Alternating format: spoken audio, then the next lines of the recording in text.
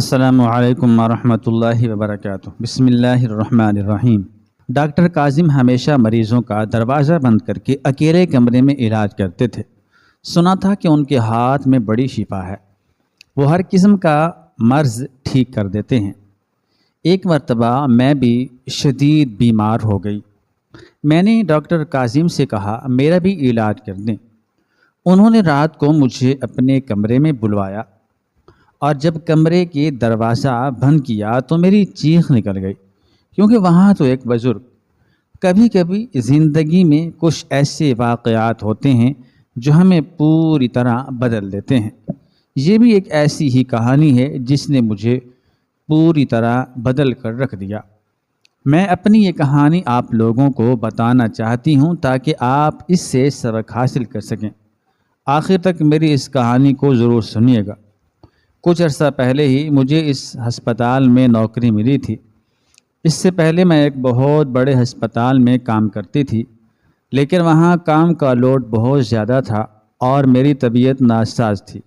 اسی لیے میں نے وہ نوکری چھوڑ دی، لیکن بغیر نوکری کے گزارا ناممکن تھا۔ اسی لیے میں نے ڈھونڈ ڈھانڈ کر یہ چھوٹا سا ہسپتال نکالا جس میں بہت زیادہ مریض نہیں آتے تھے اور میرے لیے کام کرنا آسان تھا۔ لیکن یہاں آنے کے بعد کچھ ایسی عجیب و غریب چیزیں میرے سامنے آئیں کہ میں حیران رہ گئی۔ میں نے کبھی کسی ڈاکٹر کو ایسی حرکتیں کرتے نہیں دیکھا تھا جیسی حرکتیں اس ہسپتال میں موجود ایک سینئر ڈاکٹر کیا کرتے تھے۔ مجھے تو ان کی ہر حرکت ہی بہت مشکوک لگتی، اور حیرت کی بات تو یہ تھی کہ ہسپتال میں کوئی نہ ہی ان سے پوچھ تاچھ کرتا اور نہ ہی کوئی کسی بات کا نوٹس لیتا تھا۔ وہ اپنی مرضی سے ہسپتال آتے، اپنی مرضی سے ہسپتال سے چلے جاتے۔ او پی ڈی بھی ٹھیک طرح سے نہیں کرتے تھے، بلکہ بس مریضوں کو سر سے پاؤں تک دیکھتے اور ایسے ہی دوائیں لکھ دیتے۔ بہت کم ہی میں نے دیکھا تھا کہ انہوں نے کسی مریض کو کوئی ٹیسٹ لکھ کر دیے ہوں، بلکہ زیادہ تر مریضوں کو تو وہ بغیر دوا کے بھی بھیج دیا کرتے تھے۔ مریض بھی خاموشی سے چلے جاتے۔ ان کے پاس آنے والے مریض بھی نارمل مریضوں جیسے نہیں ہوتے تھے۔ پتہ نہیں کیوں یہ سب کچھ مجھے بہت عجیب لگتا تھا۔ ان کا کمرہ بھی ہسپتال کے سب سے آخر میں ایک کونے میں بنا ہوا تھا، جہاں پر بہت کم ہی لوگ جاتے تھے۔ بس کچھ اکا دکا مریض ان تک پہنچ جاتے، یا پھر کبھی ہسپتال کا ہی کوئی اسٹاف کسی کام سے وہاں جاتا۔ حیرت کی بات تو یہ تھی کہ ان کا کمرہ بھی کچھ عجیب سا ہی لگتا تھا، لگتا ہی نہیں تھا کہ کسی ڈاکٹر کا کمرہ ہے۔ جب سے میری یہاں نوکری ہوئی تھی میں ایک دو دفعہ ہی بہت ضروری کام سے ان کے کمرے میں گئی تھی، اور یہ دیکھ کر بہت حیران ہوئی تھی کہ ڈاکٹر کاظم خاموشی سے آنکھیں بند کیے اپنی کرسی پر بیٹھے ہوئے تھے۔ باہر مریض ہونے کے باوجود بھی انہوں نے کمرے میں کسی کو نہیں بلایا تھا۔ ڈیوٹی ٹائم پر کوئی ڈاکٹر کیسے اتنی آرام سے اپنے کمرے میں بیٹھ سکتا تھا، جبکہ باہر دو مریض بھی تھے۔ ان کے کمرے سے نکل کر میں باہر آئی تو میں نے ریسیپشن پر سرسری طور پر یہ بات کی کہ ڈاکٹر کاظم نے مریضوں کو باہر بٹھا رکھا ہے اور خود آنکھیں بند کر کے ایک کمرے میں بیٹھے ہیں۔ میری بات سن کر ریسیپشن پر موجود آدمی نے مجھے گھور کر دیکھا اور کہنے لگا کہ ان کے معاملات میں نہ پڑو تو بہتر ہوگا۔ وہ اچھی طرح جانتے ہیں کہ اپنے مریضوں کو کیسے دیکھنا ہے۔ وہ یہاں کے سب سے قابل اور سینئر ڈاکٹر ہیں، اسی لیے ان کے بارے میں کوئی بھی بات کرنے سے پہلے سوچ لیا کرو، ایسا نہ ہو کہ اپنی نوکری سے ہاتھ دھو بیٹھو۔ ڈسپینسری کی بات سن کر میں گھبرا گئی تھی۔ میں نے ایسی بھی کوئی غلط بات نہیں کی تھی کہ وہ تو مجھے سیدھا نوکری گنوانے کی ہی بات کہہ رہا تھا۔ مجھے خوف ہوا کہ کہیں یہ لگی نوکری چلی نہ جائے۔ وہ ہسپتال میں کام نہ ہونے کے برابر تھا، اور کسی نے بھی میری خراب طبیعت کو نشانہ نہیں بنایا تھا۔ اسی لیے میں نے فوراً کہا کہ میں تو ایسے ہی کہہ رہی ہوں، بس دراصل مریض انتظار کرتے وقت پریشان ہوتے ہیں نا، بس اسی لیے۔ یہ کہہ کر میں جلدی سے وہاں سے نکل گئی کہ کہیں لینے کے دینے نہ پڑ جائیں۔ اس دن کے بعد سے میں نے کئی دفعہ یہ بات محسوس کی تھی کہ ڈاکٹر کاظم کے کمرے کے باہر ایک دو مریض موجود ہوتے بہت دیر بعد وہ ایک ایک مریض کو اندر بلاتے، نہ جانے وہ اندر کیا کرتے تھے، اور پھر ان میں سے کسی نہ کسی مریض کو تو وہ رات کے اندھیرے میں بھی ہسپتال میں بلوایا کرتے، اور آگے جو ہوتا وہ بھی انتہائی عجیب و غریب اور حیران کن تھا۔ لیکن ہسپتال انتظامیہ تھی کہ جیسے گنگی بہری بنی ہوئی تھی، کوئی اس بات کا نوٹس ہی نہیں لے رہا تھا، اور یہی بات مجھے کھٹکنے لگی تھی۔ مجھے ہسپتال میں نوکری کرتے ہوئے یہ دوسرا مہینہ تھا، سردیوں کی رات تھی، میری ڈیوٹی اپنے اختتام کو پہنچ رہی تھی۔ طبیعت بہت ناساز ہونے کی وجہ سے میں جلد سے جلد گھر جانا چاہتی تھی، لیکن نوکری ہی ایسی تھی کہ نکلتے نکلتے بھی چھوٹے بڑے کئی کام سامنے آ جایا کرتے تھے، اور ابھی بھی میں بیگ ٹانگ کر نکلنے ہی والی تھی کہ ڈاکٹر عثمان نے آواز دے کر مجھے اپنے پاس بلا لیا۔ وہ یہاں کے سینئر ترین ڈاکٹر تھے، اس لیے انکار کی کوئی گنجائش نہیں تھی۔ میں فوراً ان کے پاس پہنچی تو انہوں نے ایک سیاہ رنگ کی فائل میرے ہاتھ میں پکڑا دی۔ ڈاکٹر عثمان نے یہ فائل فوری طور پر ڈاکٹر کاظم کے کمرے میں پہنچانے کا کہا تھا، لیکن ڈاکٹر کاظم کے کمرے کا دروازہ آج پھر بند تھا۔ ان کے کمرے کا بند دروازہ دیکھ کر مجھے شدید کفت ہونے لگی، کیونکہ اتنا تو میں جانتی تھی کہ یہ دروازہ اتنی جلدی کھلنے والا نہیں ہے۔ وہ جب بھی کمرے کا دروازہ بند کرتے تو کئی گھنٹوں بعد ہی باہر آتے۔ سچ کہوں تو مجھے تو وہ بہت ہی عجیب اور پر اسرار سے لگتے تھے۔ ان کی کوئی بات بھی نارمل نہیں تھی، ہر وقت عجیب عجیب نظروں سے یہاں وہاں دیکھتے، ایک ایک مریض کو پوری طرح اپنی نظروں سے ہی جانچ لیا کرتے، اور پھر ان کا علاج کا طریقہ کار بھی اتنا عجیب اور انوکھا تھا کہ آج تک مجھے سمجھ نہیں آیا تھا وہ کرتے کیا ہیں۔ نہ کوئی دوا، نہ ڈرپ، نہ انجیکشن، بس مریض کو لیتے اور اپنے کمرے میں بند ہو جاتے۔ سمجھ سے باہر تھا، یہ کیسا علاج تھا؟ میں نے گھڑی پر نظر ڈالی تو رات کے 10 بج رہے تھے۔ میرے لیے مزید رکنا ممکن نہیں تھا، کیونکہ اماں بھی میرا انتظار کر رہی تھیں، اور کھانس کھانس کر میری پسلیوں میں درد ہو گیا تھا۔ میں نے ایک نظر ان کے کمرے کے بند دروازے پر ڈالی اور سوچنے لگی کہ پتہ نہیں وہ اندر کیا کر رہے ہوں گے۔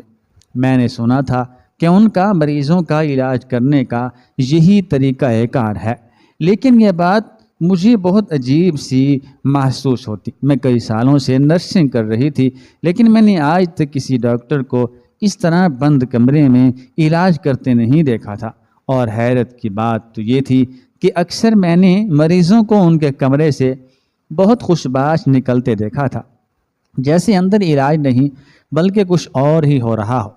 عجیب و غریب حالتوں میں آنے والی عورتیں ان کے کمرے سے نکلتے وقت کچھ اور ہی نظر آتی، لیکن میں ہمیشہ اس بات کو نظر انداز کرتی رہی، کیونکہ مجھے یہاں نوکری کرتے زیادہ عرصہ نہیں گزرا تھا، اس لیے مجھے یہاں کے ڈاکٹرز کے بارے میں کچھ علم نہیں تھا، اور پھر میں بہت ضرورت کے تحت یہ نوکری کر رہی تھی، اسی لیے ڈاکٹرز کے ساتھ اپنا برتاؤ اچھا رکھنے کی کوشش ہی کرتی تھی، تاکہ میری نوکری کو کوئی خطرہ نہ ہو۔ پچھلے کچھ دنوں سے مستقل میری طبیعت خراب رہنے کے باوجود بھی میں نے کوئی چھٹی نہیں کی تھی، اور آج بھی میری طبیعت ٹھیک نہیں تھی، اسی لیے مجھے چھٹی کی جلدی تھی۔ جبھی نہ چاہتے ہوئے بھی میں نے ان کے کمرے کا دروازہ بجایا اور آواز دے کر کہا کہ میں فاطمہ ہوں، آپ کو ایک فائل پہنچانے آئی ہوں۔ لیکن اندر سے ڈاکٹر کاظم کی سخت آواز آئی۔ وہ کہنے لگے، آپ فائل کاؤنٹر پر چھوڑ دیں، میں خود لے لوں گا۔ اس طرح علاج کے وقت میرا دروازہ نہ بجایا کریں۔ ڈاکٹر کاظم کی یہ بات مجھے سخت ناگوار گزری تھی۔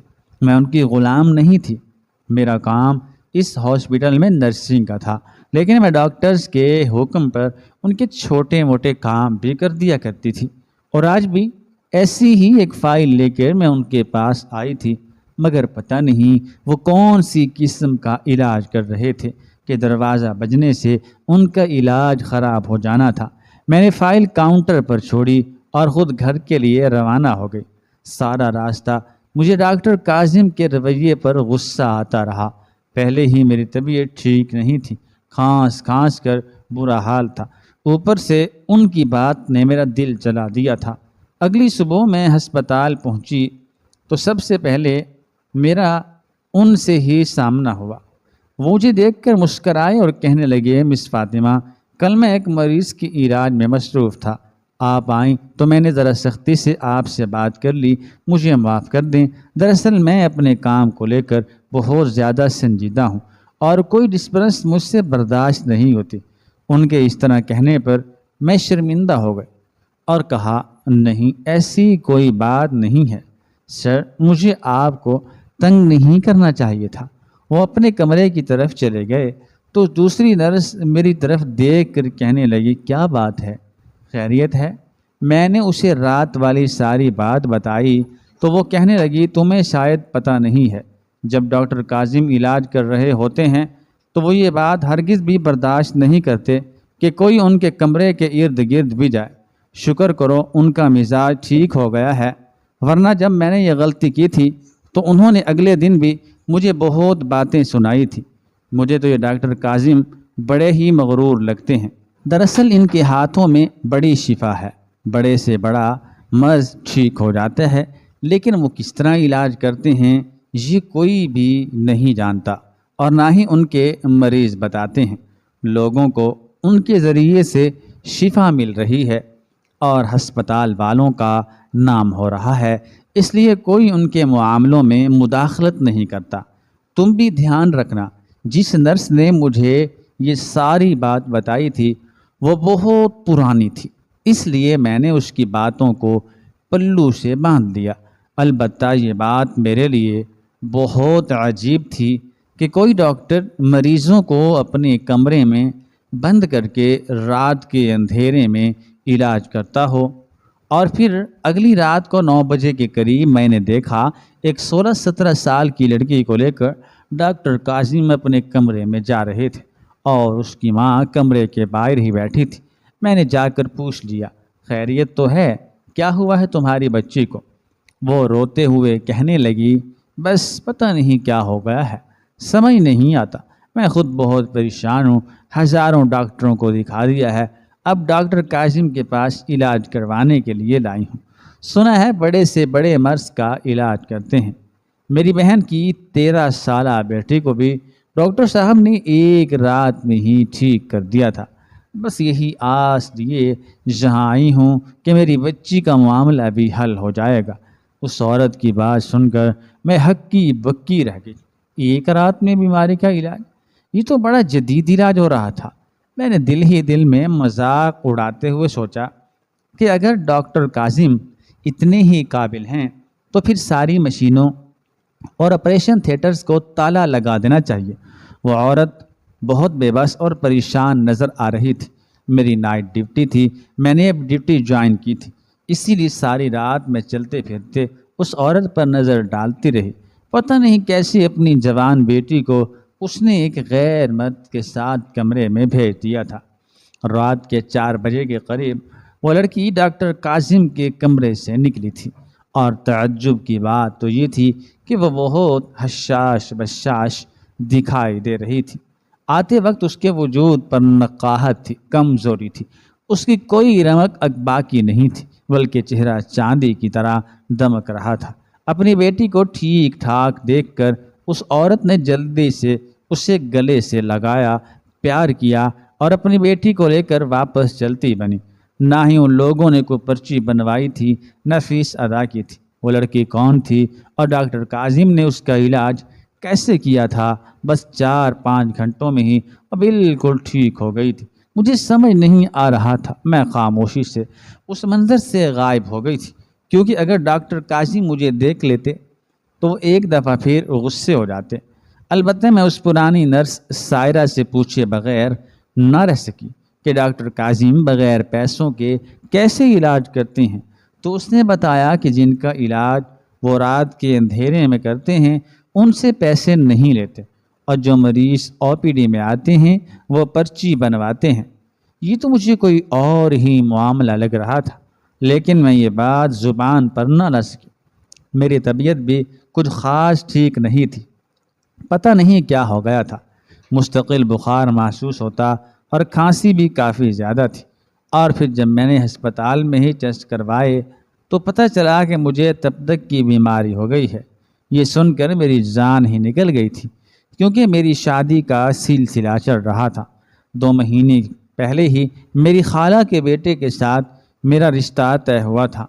خالہ اس رشتے کے لیے تیار نہیں تھی، کیونکہ میں ایک نرس تھی، اور یہ بات انہیں گوارا نہیں تھی کہ وہ ایک ایسی عورت کو بہو بنا کر لائے جو غیر مرد اور عورتوں کے ساتھ رہتی ہو۔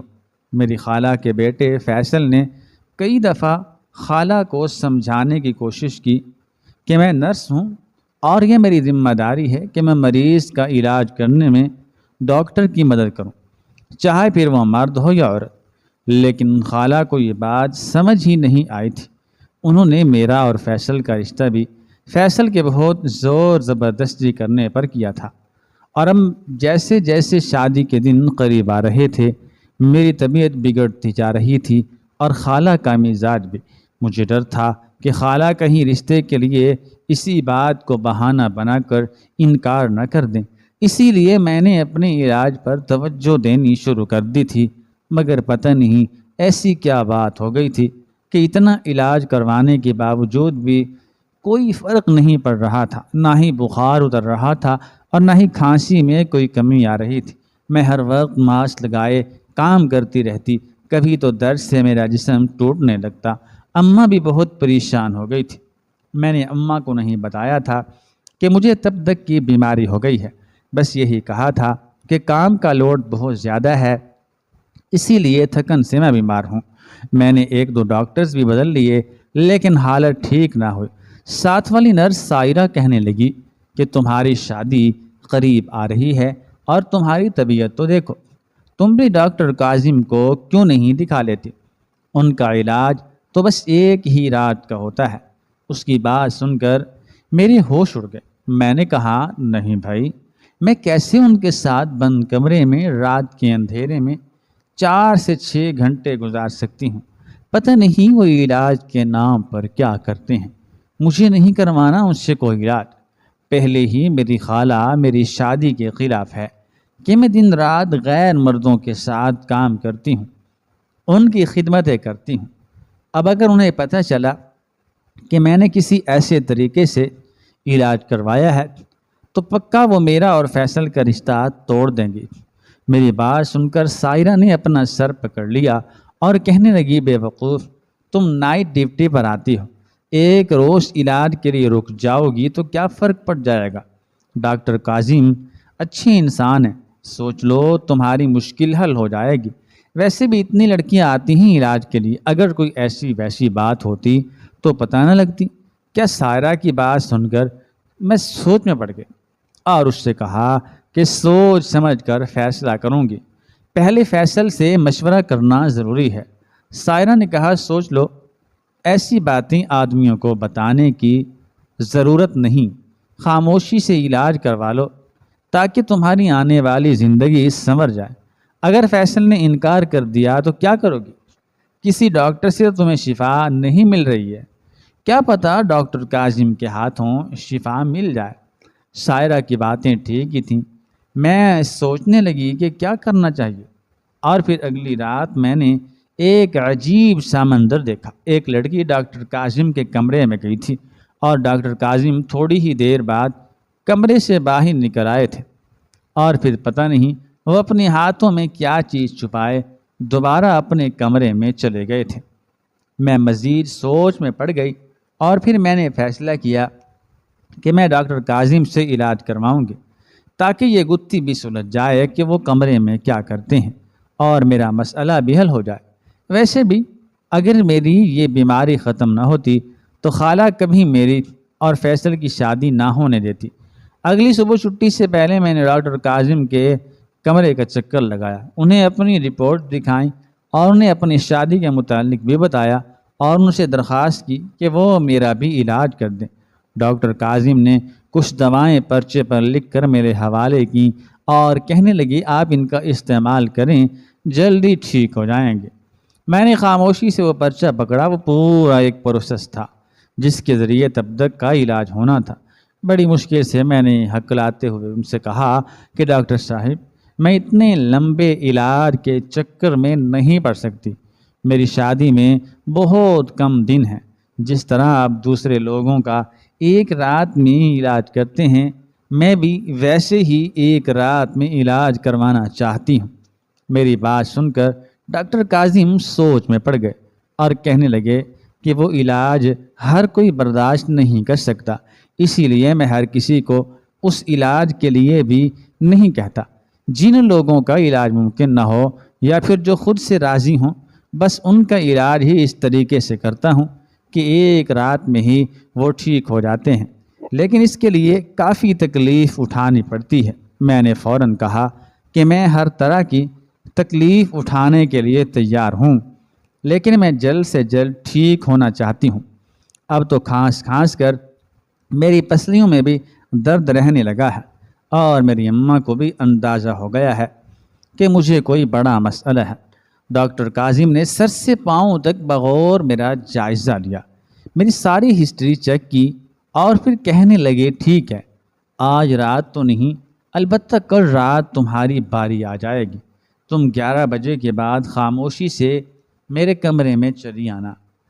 زیادہ لوگوں کو بتانے کی ضرورت نہیں ہے اور نہ ہی علاج ہونے کے بعد کسی کو علاج کا طریقہ کار بتانے کی ضرورت ہے۔ میں نہیں چاہتا کہ ہسپتال میں میرا نام خراب ہو۔ یہ کہہ کر وہ اٹھ کر کمرے سے باہر نکل گئے اور میں سوچ میں پڑ گئی کہ آخر وہ میرے ساتھ ایسا کیا کریں گے کہ میں کسی کو بتا دوں تو ان کا نام خراب ہو جائے گا۔ انہی سوچوں میں گم میں گھر لوٹی تو خالہ سامنے بیٹھی تھی۔ میں نے اپنی کھانسی روکنے کی کوشش کی، لیکن کھانسی تھی کہ رک ہی نہیں رہی تھی۔ خالہ نے عجیب سی نظروں سے مجھے دیکھا اور کہنے لگی، یہ کیا ٹی بی کی مریضوں کی طرح کھانس رہی ہو؟ کیا مصیبت آ پڑی ہے؟ میں نے فوراً بات بتائی اور کہا کہ موسم بدل رہا ہے، ساری رات ٹھنڈ میں مریضوں کی خدمت کرنی ہوتی ہے، بس اسی لیے طبیعت ٹھیک نہیں۔ وہ کہنے لگی کہ ہاں، اچھی طرح معلوم ہے مجھے، مریضوں کے نام پر تم ساری رات گھر سے باہر کیا کرتی ہو۔ ایک میرے ہی فیصل کی آنکھوں پر پٹی بن گئی ہے۔ خالہ کے لہجے کی نفرت کو میں اچھی طرح محسوس کر سکتی تھی۔ ہمارے گھر کی غریبی نے ہمارے سگے خون کو ہی سفید کر دیا تھا، ورنہ خالہ تو میری ماں کی سگی بہن تھی۔ بجائے اس کے کہ وہ ہماری حالت پر رحم کھاتی، انہیں اپنی حالت پر غرور ہو گیا تھا۔ میری آنکھوں میں آنسو آ گئے تھے۔ بڑی مشکل سے میں نے خالہ کے لیے چائے کے ساتھ لوازمات تیار کیے، دسترخوان بچھایا اور خود اپنے کمرے میں بند ہو گئی۔ کھانس کھانس کر اب تو خون بھی آنے لگا تھا۔ مجھے بہت خوف ہو رہا تھا، یہ بات اگر میری ماں کو پتہ چل جاتی تو وہ بیچاری عمر کے اس حصے میں مزید اذیت کا شکار ہو جاتی۔ پہلے ہی انہوں نے زندگی بھر دکھ جھیلے تھے، اب تو اللہ کے بعد ڈاکٹر کاظم ہی میری آخری امید تھی۔ جیسے تیسے ایک دن گزر گیا اور پھر دوسری رات میں 11 بجتے ہی ڈاکٹر کاظم کے کمرے میں پہنچ گئی۔ میں نے یہ بات سائرہ کو بھی نہیں بتائی تھی۔ جیسے ہی کمرے میں داخل ہوئی تو میرے رونگٹے کھڑے ہو گئے، کیونکہ کمرے میں صرف ڈاکٹر کاظم نہیں تھے بلکہ ان کے ساتھ ایک اور آدمی بھی موجود تھا۔ ڈاکٹر کاظم نے جلدی سے دروازے کی کنڈی لگائی اور مجھے اندر آنے کا اشارہ کیا۔ مجھے بہت زیادہ خوف آ رہا تھا کہ پتہ نہیں اب یہ دونوں مل کر میرے ساتھ کیا کرنے والے ہیں۔ مجھے تو اندازہ ہی نہیں تھا کہ کمرے میں ڈاکٹر کاظم کے ساتھ کوئی اور آدمی بھی موجود ہوگا۔ میرا دل چاہا کہ میں الٹے قدموں اس کمرے سے باہر نکل جاؤں، لیکن اب میں یہاں آ چکی تھی اور ڈاکٹر کاظم میرے سامنے تھے۔ واپسی ممکن نہیں تھی اور پھر کھانسی نے بھی مجھے بے حال کر رکھا تھا۔ میں خاموشی سے ان دونوں آدمیوں کے سامنے بیٹھ گئی۔ وہ دوسرا آدمی کچھ عجیب و غریب حلیے میں تھا، سفید رنگ کا جبہ پہن رکھا تھا اور داڑھی بھی سفید رنگ کی تھی۔ اس کی نیلی نیلی آنکھیں مجھ پر جمی ہوئی تھی اور پھر کچھ ہی دیر میں اس نے اپنی آنکھیں بند کر لیں اور کچھ پڑھائی کرنے لگا۔ ڈاکٹر کاظم بھی ہاتھ باندھے وہیں بیٹھے تھے۔ کافی دیر تک پڑھائی کرنے کے بعد انہوں نے مجھ پر پھونک ماری۔ ڈاکٹر کاظم سے پانی منگوایا، اس بوتل پر بھی پھونکا اور مجھے پکڑا کر کہنے لگے، بیٹا نماز کی پابندی کرو، میں تمہیں ایک وظیفہ بتاتا ہوں، اسے بھی ہر نماز کے بعد پڑھو، انشاءاللہ ہفتے بھر میں تم ٹھیک ہو جاؤ گے۔ ان کی پھونک کے بعد مجھے ایسا لگا تھا جیسے میری روح میں سکون اتر گیا ہو۔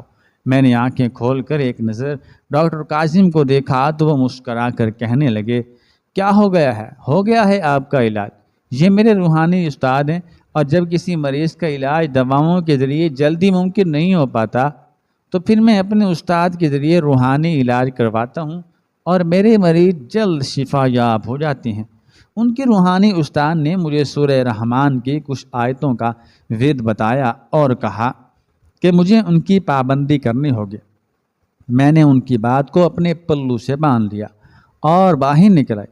واقعی 2 دن میں ہی میرا بخار بھی اتر گیا تھا اور میری کھانسی بھی کافی کم ہو گئی تھی۔ 2 دن بعد جب ڈاکٹر کاظم سے میرا ٹکراؤ ہوا تو میں نے ان کا شکریہ ادا کیا۔ انہوں نے میری طبیعت پوچھی۔ ایک سوال جو کافی دیر سے میرے دل میں تھا، میں نے ان سے پوچھ لیا کہ ڈاکٹر کاظم، اگر آپ کے استاد اتنا بہترین روحانی علاج کرتے ہیں تو پھر آپ سب کو ہی ان سے علاج کیوں نہیں کرواتے؟ آپ تو صرف چند ایک مریضوں کو ہی علاج کے لیے رات میں بلواتے ہیں۔